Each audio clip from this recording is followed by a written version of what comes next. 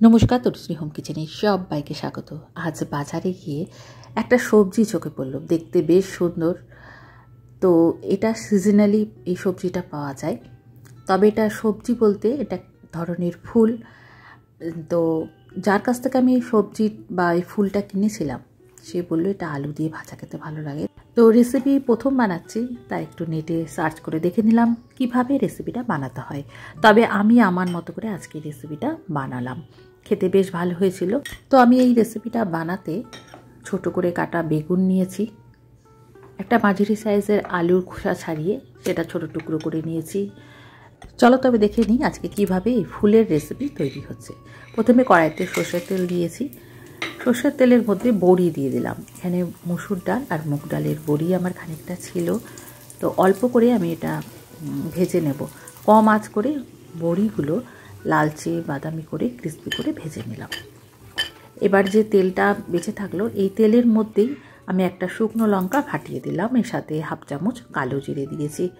ফোড়নে সুন্দর গন্ধ বেরোলেই এবার আগে থেকে কেটে রাখা আলুর টুকরোগুলো দিয়ে দেব। তোমাদের পছন্দ অনুযায়ী আলু কিন্তু কেটে দিতে পারো। তো বন্ধুরা, এই ফুল দিয়ে আর কি রেসিপি বানানো যায় অবশ্যই আমার সাথে একবার শেয়ার করো, আমিও তাহলে নতুন কিছু শিখতে পারবো। আচ্ছা, এই আলুর মধ্যে সামান্য হলুদ, স্বাদ মতো নুন দিয়েছি, আর অন্যদিকে দেখো বেগুনে একটু হলুদ নুন মাখিয়ে রাখবো। আলুটা আমি ঢাকা দিয়ে কিছুক্ষণ ভেজে নেব, এতে আলুটা খানিকটা নরম হয়ে যাবে। মিনিট দুয়েক আলু ঢাকা দিয়ে রেখেছিলাম। এবার আলুটা খানিকটা একটু সেদ্ধ হয়ে এসছে, এই সময় আমি বেগুনটা দিয়ে দেবো। বেগুনের মধ্যে নুন হলুদ আমি মাখিয়ে রেখেছিলাম। এবার বেগুন দিয়ে ভালো করে নাড়াচাড়া করে নেব। ভীষণ সিম্পল, অথচ খেতে এত ভালো হয়। আর এই ফুলের একটা সুন্দর একটা বুনো ফ্লেভার রয়েছে, যেটা আমার বেশ ভালো লেগেছে। আর একটা হালকা একটা তেতো ভাব রয়েছে, যেটা গরম ভাত দিয়ে মেখে খেতে বেশ ভালো লাগবে।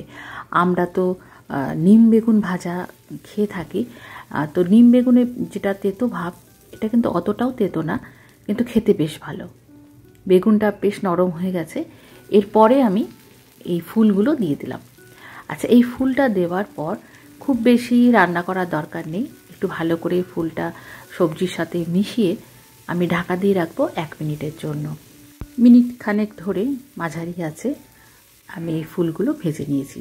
আর দেখো ফুলের কালারটাও সুন্দর রয়েছে, আর খুব বেশি ভাজলে যে ফুলের কালারটা নষ্ট হয়ে যাবে।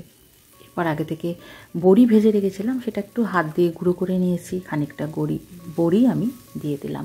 তো এই ভাজা বড়ি দিয়ে ভাজলে দেখবে মুখে পড়বে, বড়িগুলো খেতে বেশ ভালো লাগবে।